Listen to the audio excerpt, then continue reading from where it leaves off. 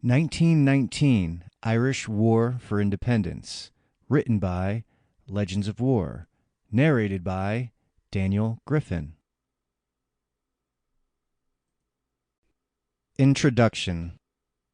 The Irish War of Independence, or Anglo-Irish War, was a guerrilla war fought in Ireland from 1919 to 1921 between the Irish Republican Army, the IRA, and British forces, along with the quasi-military RIC, Royal Irish Constabulary, and its paramilitary forces, the Auxiliaries, and USC, or the Ulster Special Constabulary.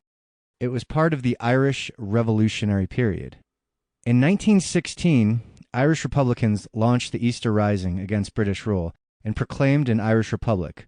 Although it was crushed after a week of fighting, the Rising and the British response led to a greater popular support for Irish independence.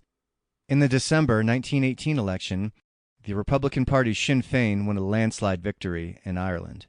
On January 21, 1919, they formed a breakaway government called the Dáil and declared Irish independence.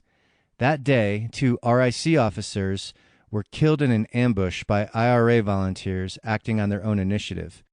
The conflict developed gradually.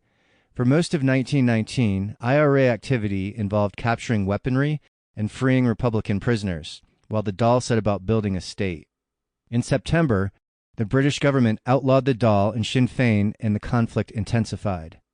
The IRA began ambushing the RIC and British Army patrols, attacking their barracks and forcing isolated barracks to be abandoned.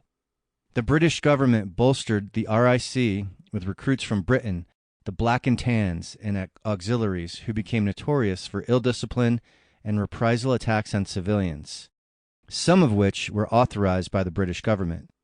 So the conflict is sometimes called the Black and Tan War. The conflict also involved civil disobedience, notably the refusal of Irish railwaymen to transport British forces or military supplies.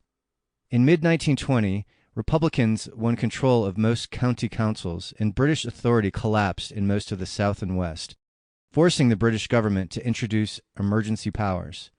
About 300 people had been killed by late 1920, but the conflict escalated in November. On Bloody Sunday in Dublin, November 21, 1920, 14 British intelligence operatives were assassinated. Then the RIC fired on the crowd at a Gaelic football match, killing 14 civilians and wounding 65. A week later, the IRA killed 17 auxiliaries in County Cork.